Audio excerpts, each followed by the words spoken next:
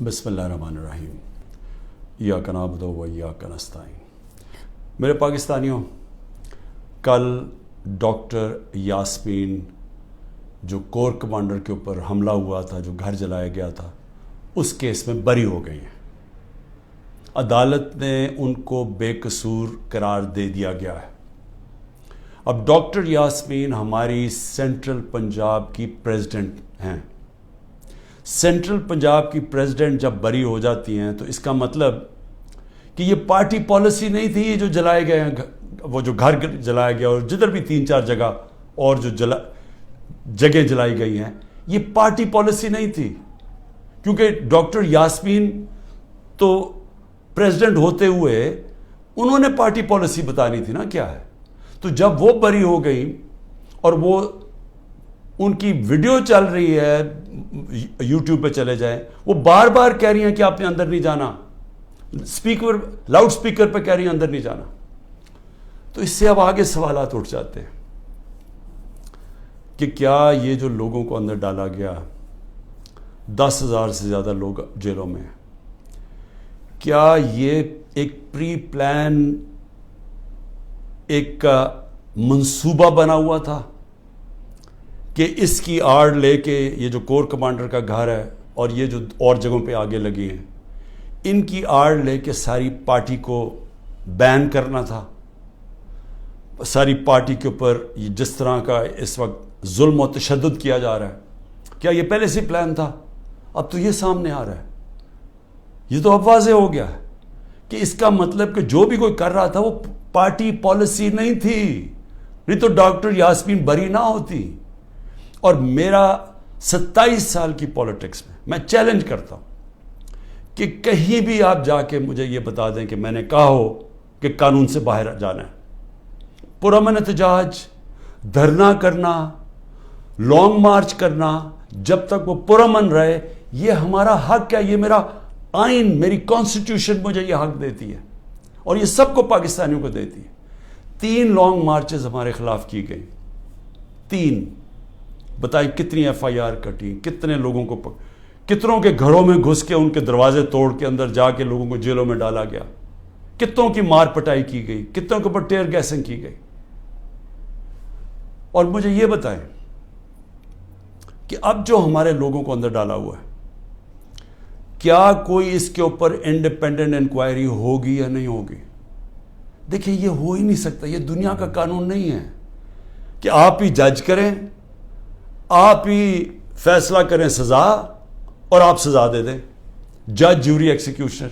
یہ تو دنیا میں کہیں بھی نہیں ہوتا۔ ہمیشہ جب کوئی انسیڈنٹ ہوتا ہے انڈیپینڈنٹ انکوائری ہوتی ہے۔ اور میں بار بار، میں جب سے جیل سے نکلا ہوں، میں نے چیف جسٹس کے سامنے مذمت کی اور میں نے تب بھی کہا کہ یہ ہماری کبھی پالیسی نہیں رہی۔ جو پارٹی الیکشن چاہ رہی ہے وہ انتشار نہیں چاہتی، کیونکہ انتشار تو وہ چاہ رہے ہیں جو الیکشن سے بھاگ رہے ہیں، اور یہ جو بھاگ رہے تھے الیکشن سے، یہ ساروں کی مل کے سازش تھی۔ دیکھیں، اب پیچھے جائے نا، میں بیل پہ تھا، میں ہائی کورٹ کے اندر بیٹھا ہوا ہوں، مجھے کوئی میرے پر چارج بھی نہیں تھا۔ اسلام آباد جانے سے پہلے میں نے یہ کہا کہ اگر کوئی وارنٹ نکلی تو میرے سامنے رکھے، میں چپ کر کے ایکسیپٹ کر کے آپ مجھے جیل میں لے جائیں۔ یہ میں کہہ کے نکلا تھا۔ پھر کیا ضرورت تھی کہ اتنا بڑا ایک کمانڈو سٹائل حملہ ہوتا ہے، شیشے توڑتے ہیں، لوگوں کو ڈنڈے مارتے ہیں، جس طرح کے وہ بیچارے وہاں کام کرنے والے جو رجسٹری آفس میں تھے ان کو ماریں پڑتی ہیں، کمپیوٹر توڑ دیتے ہیں، شیشے توڑ دیتے ہیں، اور مجھے ایک دہشت گرد کی طرح پکڑ کے لے کے جاتے ہیں، جو ساری دنیا میں وہ چلی جاتی ہیں تصویریں۔ تو اس کا بعد تو رد عمل آنا تھا۔ تو اب میں یہ سوچ رہا ہوں کہ کیا یہ جان کے کیا گیا تھا؟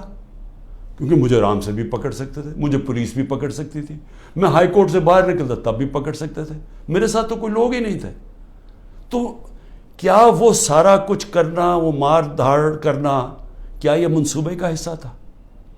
اور یقین کریں، جیسے ہی میں اندر گاڑی کے بیٹھا ہوں، جب انہوں پکڑ کے لے کے گئے، بڑی میرے سے تمیز سے باتیں ہوئی، کوئی میرے سے برا سلوک نہیں ہوا، وہاں سے لے کے نیب میں۔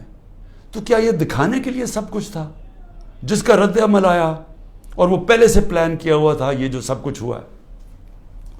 میں پھر سے کہتا ہوں کہ اگر سچ پہ پہنچنا ہے تو وہ صرف ایک طرح کہ ایک انڈیپینڈنٹ انکوائری کی جائے. اور یہ جو ہوا ہے ڈاکٹر یاسمین کی جو بری کیا گیا، اور وہ ہونا ہی تھا انہوں نے بری، کیونکہ ان کی تو ویڈیو چل رہی تھی کہتے کہ اندر نہیں جانا آپ نے، اور روک رہی تھی لوگوں کو، تو اس سے تو بری ہونا تھا. لیکن یہ ہماری پریزیڈنٹ تھی سینٹرل پنجاب کی، سارا سینٹرل پنجاب ان کے نیچے تھا، تو جو بھی انہوں نے بولنا تھا وہ ہماری پالیسی تھی. تو ایک تو میں یہ آج کہنا چاہتا تھا کہ یہ ایک ایسی چیز ہوئی ہے جو سب کو، جو ہمارے اوپر ساروں کو غدار بنا دیا، فوج کے دشمن بنا دیے، یہ سب کو آپ سوال پوچھنا چاہیے کہ اس کے پیچھے کون تھا. دوسری چیز، میں اپنے کارکنوں کی اب بات کرنا چاہتا ہوں، کیونکہ میرے پاس اب جو نکل کے آئے ہیں کارکن، ابھی میں باہر، میرے ایک کارکن جس کو 17 دن جیل میں رکھا ہے وہ واپس آیا، سارے ایک ہی کہانی سنا رہے ہیں. اتنے زیادہ لوگ ہیں، جیل چھوٹا ہے، سب کو وہاں بند کیا ہوا ہے، یعنی وہ جیل میں گنجائش ہی نہیں ہے جو جیلوں میں جتنے زیادہ لوگوں کو انہوں نے بند کیا ہوا ہے. کس حالات میں وہ رہ رہے ہیں، کس طرح گندگی ہے وہاں، کھانا ان کو دیا نہیں جاتا، 2 دن کہتا ہم نے روزے رکھے ہیں، کھانا ہی نہیں تھا. اور پھر ان سے جو سلوک کیا گیا، یعنی ایسے رکھا گیا، یہ پولیٹیکل ورکرز ہے، انہوں نے کوئی کرائم نہیں کی، ان کی ابھی تو کرائم ثابت ہی نہیں ہوئی.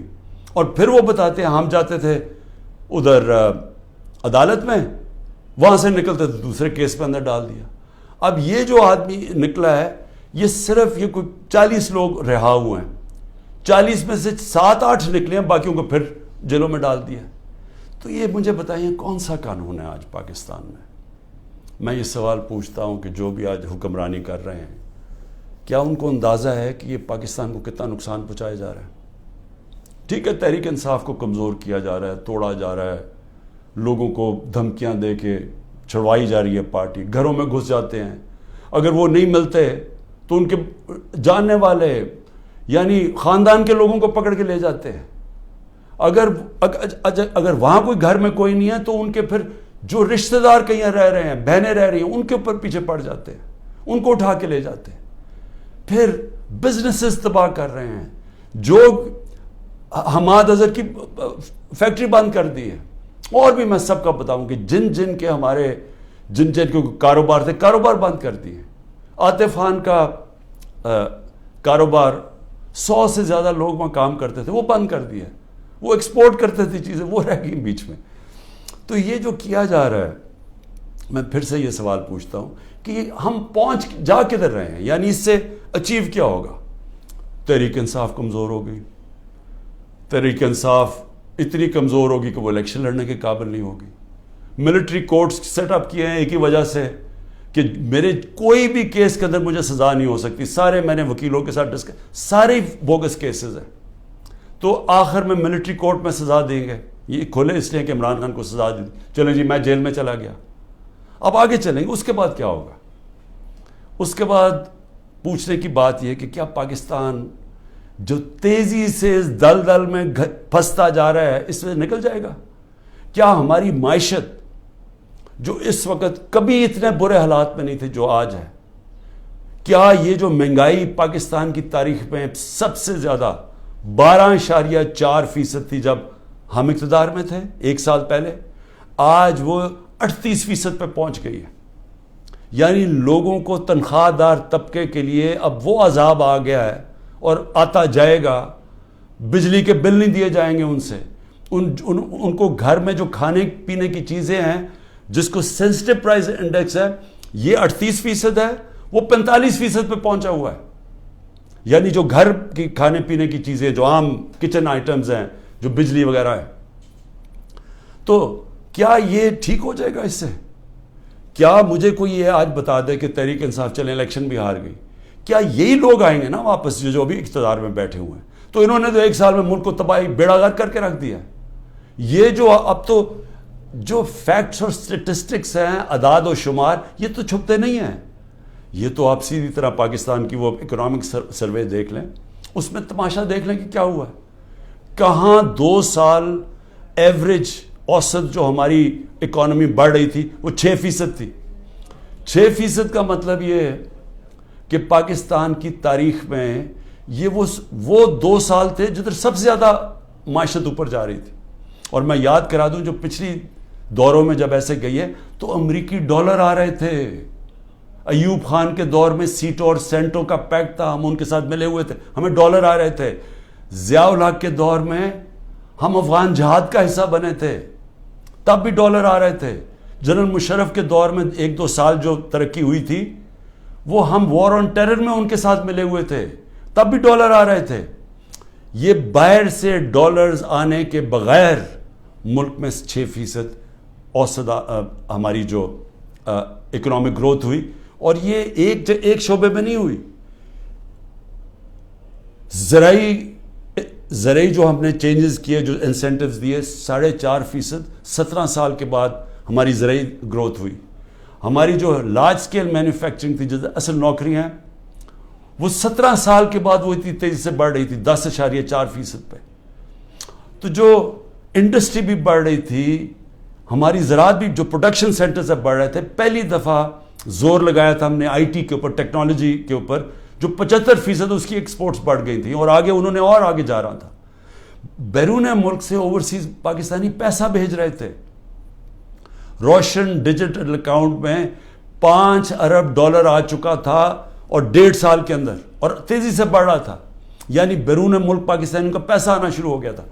بڑے پروجیکٹس تھے ہمارے, جس طرح وہ راوی سٹی, اس طرح کے بڑے پروجیکٹس میں اوورسیز پاکستانی کا ہم نے پیسہ لے کے آنا تھا. کیونکہ ابھی تو صرف گھروں میں گھر لیتے ہیں نا, وہ زیادہ سے زیادہ ریل اسٹیٹ میں. لیکن اصل جو پیسہ جب آپ پورا شہر بنا رہے ہیں, اس میں اصل پیسہ آنا تھا, ڈالرز آنے تھے پاکستان میں. اور جو اگر یہ سندھ حکومت نہ ہمارا وہ پروجیکٹ بنڈل آئلینڈ کا ختم کرتی, بڑے بڑے اربوں ڈالر کی وہاں انویسٹرز تیار تھے آنے کے لیے, تو پاکستان میں ڈالرز بھی آ رہے تھے. اتنے زیادہ, جو آپ بڑے بڑے بزنس مین سے پوچھیں کبھی اتنے ان کے نفع ہوئے ہیں, بزنسز بڑھ رہی تھی.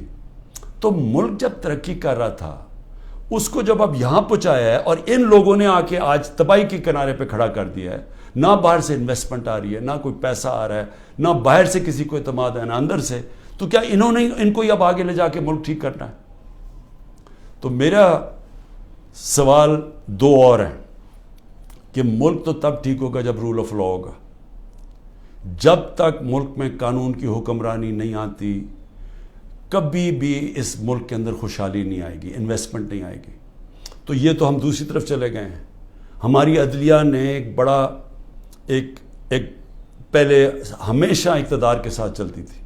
ایک سجاد علی شاہ چیف جسٹس نے کوشش کی, ان کے اوپر پورا نواز شریف کا مافیا نے پورا ان کو ڈنڈوں سے اٹیک کر کے تو ان کو فارغ کر دیا, پیسے چلا کے.